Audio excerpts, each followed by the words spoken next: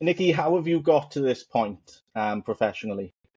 Professionally, such a good question. And if you ask my dad, he'll say I fell backwards into it, and it's kind of always it's been a bit of a whirlwind, and a kind of positive coincidence, really. So I've Mm. always been very driven, and when I graduated from Manchester with a geography degree, I really had no idea what I was going to do, right? Unless you're going into one of those vocations where you've got a really clear path laid out. Yeah.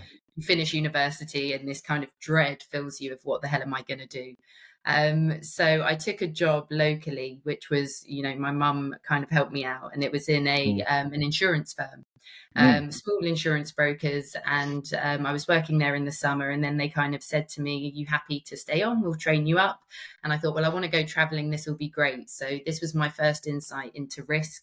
Mm. And my role was kind of supporting small and medium enterprises, and also dealing with the claims management side. So what happens when things go wrong. Mm. And actually, when I started in insurance and they were training me up, and I was like, so this is an entire industry built on fear. We used to do Mm. home insurance, and people pay just out of the fear that tomorrow everything they own, everything will be burned to a crisp. So Mm. really interesting insight into risk.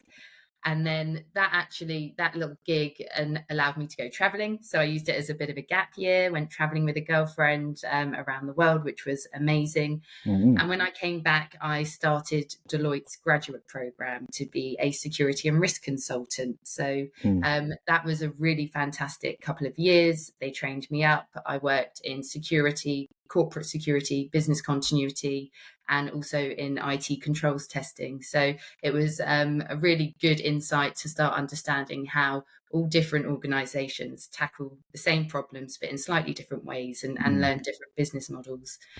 And then when I was at Deloitte, in their security team, I had a mentor who had started in my current company and said, "Come over here, come in house, come and really make see the effect of change."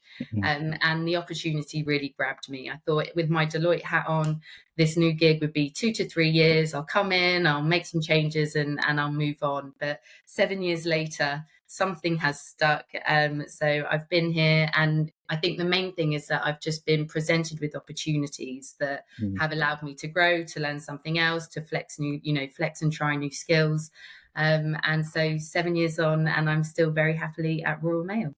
Amazing. I think one thing I want to pick on there, and I don't know if you've had a chance to sort of listen to Jared's podcast, which is published at the moment, and we've got Warren and Jabu, who all three are budding CISOs eventually, right? They see that CISO as the 10 pins at the end of the bowling alley, as Jared relates to it in his podcast. But the consultancy and advisory exposure that you get is very vast and very wide, and I'm finding and understanding that variety of exposure helps you sort of find your niche and find your passion within the industry, if you can call it that. Well, it's just a Yeah. job, right? But it does sort of help having that, I suppose, exposure to areas that you don't know, and finding comfort in that.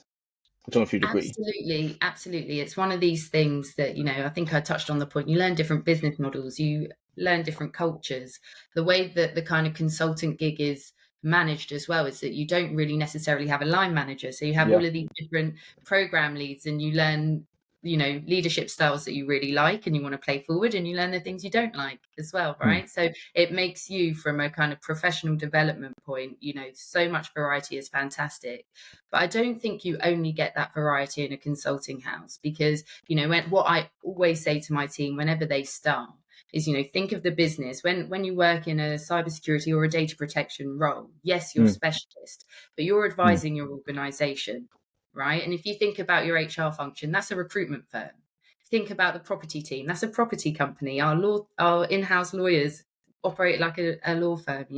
So you start to really, when you put our topics, when you put data protection into context, and you're really kind of advising your Hmm. business stakeholders, that's a similar game. That I see the variety in that is similar to consulting as well. Yeah. Always sort of servicing the organization. I think that's one thing that IT specifically has sort of helped me a little bit, and I'm moonlighting a little bit for my local authorities. I've Right. helped out with with COVID as the intelligence officer for Welsh Government, which is finally coming to an end. Fortunately, we get to live with it, with lesser risks, but I don't know if they're all gone.